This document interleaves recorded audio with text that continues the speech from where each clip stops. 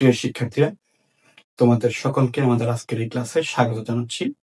আমাদের এই আজকের ক্লাসের আলোচনার বিষয় হিসাব বিজ্ঞান দ্বিতীয় পত্রের তৃতীয় অধ্যায় নগদ প্রবাহ বিবরণী। তো এই অধ্যায় থেকে আজকে আমরা আলোচনা করব রাজশাহী বোর্ড 2019 সালে যে প্রশ্নটি বোর্ড পরীক্ষা এসেছিল সেই সৃজনশীল প্রশ্নটি। তো তোমরা প্রথম উদ্দীপকটি দেখতে পাচ্ছ। আমাদের নগদ প্রবাহ বিবরণীর উদ্দীপকে প্রথমে কিন্তু কিছু সম্পদ দেওয়া থাকে, কিছু দায় দেওয়া থাকে, তাই না? একটি তুলনামূলক আর্থিক বিবরণী দেওয়া থাকে। তো এখানে 14 সাল এবং 15 সাল এই 2 বছরের তুলনামূলক আর্থিক বিবরণী দেওয়া আছে এবং প্রশ্নের দ্বিতীয় অংশে কিছু সমন্বয় দেওয়া আছে এবং আমাদের প্রশ্নগুলো করা আছে। তো দেখো, ক নাম্বার প্রশ্ন আছে ভূমি বিক্রয়জনিত লাভ ক্ষতির পরিমাণ নির্ণয় করো। তো যখনই প্রশ্নে ভূমি বিক্রয় লাভ ক্ষতি থাকবে, লাভ ক্ষতি নির্ণয় করতে বলবে, তুমি কিন্তু দেখবা যে সমন্বয়ের মধ্যে ভূমি বিক্রয় অথবা তুলনামূলক আর্থিক বিবরণীতে ভূমি বিক্রয়টা রাখা আছে। তো দেখো, সমন্বয় বলা আছে ভূমি বিক্রয় 2450 টাকা। তাহলে এই বছর কোম্পানি কি করছে? 2450 টাকার ভূমি বিক্রি করছে। এই বিক্রি করার ফলে তার লাভ হয়েছে না ক্ষতি হয়েছে সেটা থেকে বের করতে হবে। তাহলে বের করতে হলে প্রথমেই তোমাকে লিখতে হবে ভূমি বিক্রয়। তো প্রথমে তুমি কি লিখে নিবা? ভূমি বিক্রয় মূল্যটা লিখে নিবা। কিভাবে লিখতে দেখো, উপরে ক নাম্বার দিয়ে লিখে নিবা ভূমি বিক্রয় লাভ ক্ষতি নির্ণয় করা হয়, এরপরে ভূমি বিক্রয় মূল্য 2450 টাকা। এইখান থেকে ভূমির ক্রয় মূল্য বাদ দিতে হবে। কি বাদ দিতে হবে? ক্রয় মূল্য। ক্রয় মূল্য কোথায় পাবে? এখানে তো নাই। তাহলে চলে যাও তুলনামূলক আর্থিক বিবরণীতে। দেখো, ভূমি 2014 সালে আমার ভূমি কত টাকা ছিল? 13,000 টাকা। 14 সালে কত ছিল? 13,000 টাকা।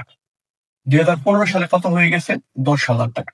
তাহলে 13,000 টাকা ছিল, এখন 10,000 টাকা হয়েছে। কিভাবে হয়েছে? ভূমির তো অপচয় হয় না। ভূমি বিক্রি করলেই কিন্তু শুধুমাত্র ভূমি কমতে পারে, তাই না? তাহলে 13,000 টাকার ভূমি ছিল, 10,000 টাকার ভূমি আছে। তাহলে 13 থেকে 10 যদি বিয়োগ করো, তাহলে কিন্তু বোঝা যায় যে এই বছর তুমি 3,000 টাকার ভূমি বিক্রি করছো। কত টাকা মূল্যের ভূমি বিক্রি করছো? 3,000 টাকা মূল্যের ভূমি বিক্রি করছো।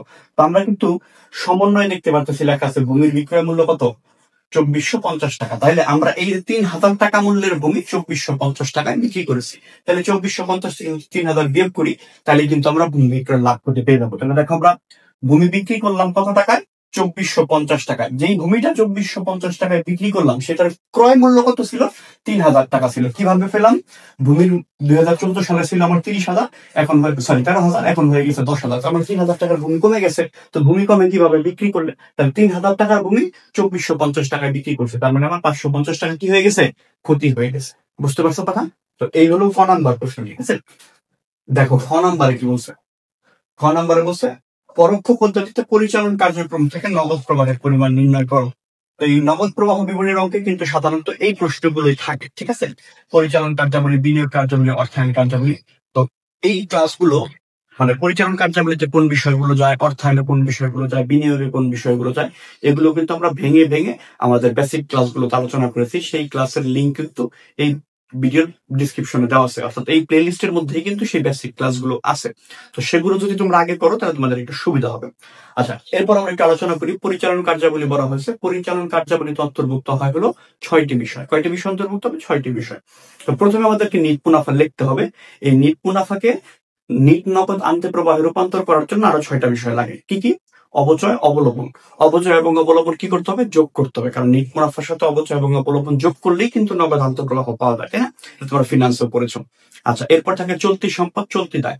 যদি চলতি সম্পদ বৃদ্ধি পায়, চলতি সম্পদ দেখো, আমাদের এই অঙ্কের বেসিক একটা আলোচনা কি ছিল? যে সম্পদ যদি বৃদ্ধি পায় তাহলে আমরা বিপরীত কাজ করবো। কারণ সম্পদ এবং নগদ টাকা, নগদও কিন্তু একটা সম্পদ, তাই না? নগদ একটা সম্পদ। তাহলে অন্য একটা সম্পদ যদি বৃদ্ধি পায় তাহলে নগদ টাকা কি হবে? হ্রাস পাবে। কারণ হিসাব সমীকরণ কি? এ সমান সমান এল প্লাস ও ই। এখানে যদি একটি সম্পদ বৃদ্ধি পায়, একবার যদি এ বৃদ্ধি পায়, তারপরে কি হবে? আরেকটি সম্পদ কি হবে? হ্রাস পাবে। তাহলে নগদ যেহেতু সম্পদ, তাহলে অন্য কোনো সম্পদ যেমন চলতি সম্পদ ধর, তাহলে চলতি সম্পদ যদি বৃদ্ধি পায় নগদ টাকা কি হবে? হ্রাস পাবে। চলতি সম্পদ যদি হ্রাস পায় নগদ টাকা কি হবে? বৃদ্ধি পাবে। বুঝতে পারছো দেখো? আচ্ছা, এরপর হলো চলতি দায়। দেখো, দায় মানে কি? যে এল, তাই না? তাহলে এল যদি বৃদ্ধি পায় এও কি হয়? বৃদ্ধি পায়। তার মানে নগদ যেহেতু এ মানে সম্পদ, তাহলে কি হবে? চলতি দায় যদি বৃদ্ধি পায় নগদ টাকাও বৃদ্ধি পাবে। চলতি দায় যদি হ্রাস পায় নগদ টাকাও হ্রাস পাবে। বুঝতে পারছো দেখো? আপনি যে বিষয় থাকে সেটা হলো স্থায়ী সম্পদের ক্রয় বিক্রয়।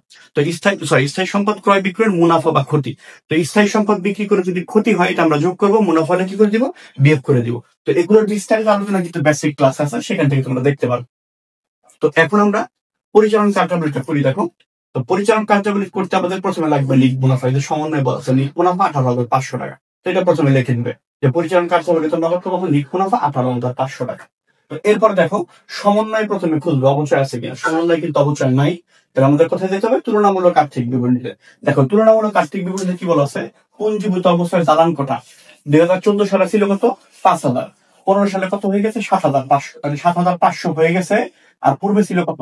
5,000। তাহলে এই বছর নতুন করে কত আসলো? 2,500। বুঝতে পারছো কথা? তাহলে আমাদের অবচয় লিখতে হবে কত টাকা? 2,500 টাকা। দেখো দালান কোঠার অবচয় 2,500 টাকা। এই যে লিখে দিবেন। নিট মুনাফাকে নিট নগদ প্রবাহে পরিণত করার সমন্বয় অবচয় কত টাকা ছিল? 2,500 টাকা। বুঝতে পারছো কথা? আচ্ছা, অবচয় গেল, অবলোকন নাই। এখন আমরা দেখবো চলতি সম্পদ আর চলতি দায়ের কি আছে, খেয়াল করুন। প্রথমে নগদ, এই নগদের কাজটা করতে হবে একেবারে সবার শেষে, অর্থায়ন করার পর তারপরে প্রাপ্য হিসাব। চলতি সম্পদ ছিল কত টাকা? 11,700, হয়ে গেছে কত? 10,600। তাহলে কমে গেছে, তাই না? তো প্রাপ্য হিসাব তো একটা সম্পদ, একটা সম্পদ কমলে একটা সম্পদ মানে নগদ টাকা কি হয়? বৃদ্ধি পায়। তাহলে প্রাপ্য হিসাব হ্রাস পাইছে, এটার জন্য নগদ টাকা কি করতে হবে? বৃদ্ধি করতে হবে, মানে এটা যোগ করতে হবে। তাহলে দেখো যে বলা আছে প্রাপ্য হিসাব হ্রাস, 1,100 টাকা ছিল, 1,100 টাকা কমে গেছে, এই জন্য নগদের ঘরে 1,100 টাকা কি করে দিব আমরা? যোগ করে দিব। বুঝতে পারছো কথা? এরপরে দেখো আর প্রাপ্য চলতি সম্পদ কি আছে? ভূমি স্থায়ী সম্পদ, দান স্থায়ী সম্পদ। এই যে প্রদেয় বিল আছে, চলতি দায়, প্রদেয় হিসাব, প্রদেয় হিসাব আছে, চলতি দায়। প্রদেয় হিসাবে কি আছে খেয়াল করো।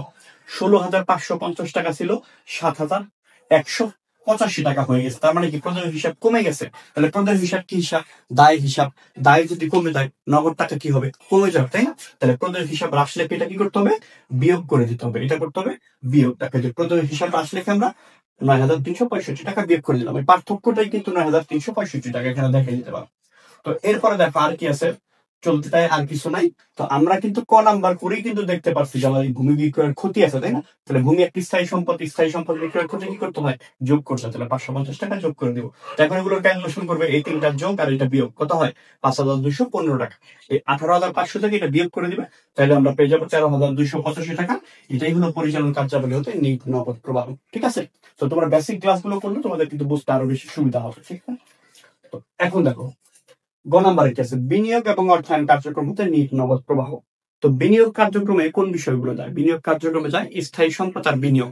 তাহলে স্থায়ী সম্পদ ও সম্পদ, বিনিয়োগ ও সম্পদ, তাহলে সেই আগের নিয়ম। এই দুইটা যদি বৃদ্ধি পায়, অর্থাৎ বিনিয়োগ বা স্থায়ী সম্পদ যদি বৃদ্ধি পায়, তাহলে নগদ টাকা কি হবে? কমে যাবে। ঠিক আছে? আর বিনিয়োগ বা স্থায়ী সম্পদ যদি হ্রাস পায়, তাহলে নগদ টাকা কি হবে? বৃদ্ধি পাবে। তো চলো দেখি এগুলোর মধ্যে কি কি আছে। প্রথমে আমরা সমন্বয় দেখে নিব। সমন্বয় কিন্তু বিনিয়োগ এবং স্থায়ী সম্পদের কিছুই নাই, তাই না? তাহলে আমরা চলে যাই, সরি আছে, ভূমি বিক্রয় আছে।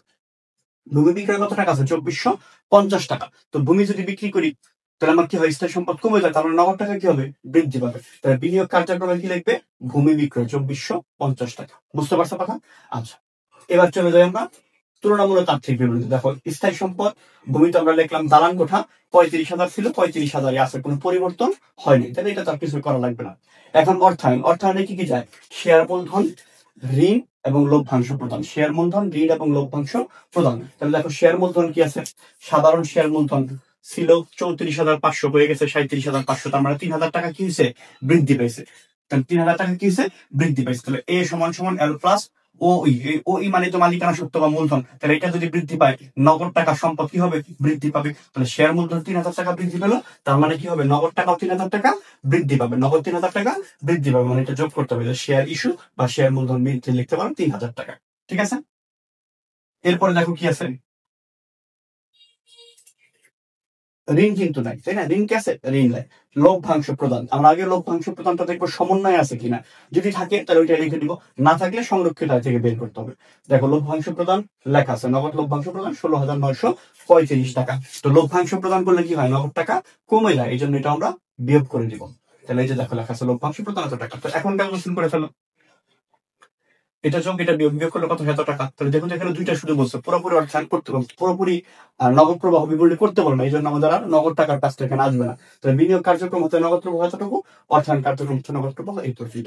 তো আশা করি এই প্রশ্নটি তোমরা বুঝতে পেরেছো। তোমাদের কারো যদি কোনো সমস্যা থাকে তোমরা কমেন্ট সেকশনে জানিয়ে দিতে পারো। ধন্যবাদ সকলকে।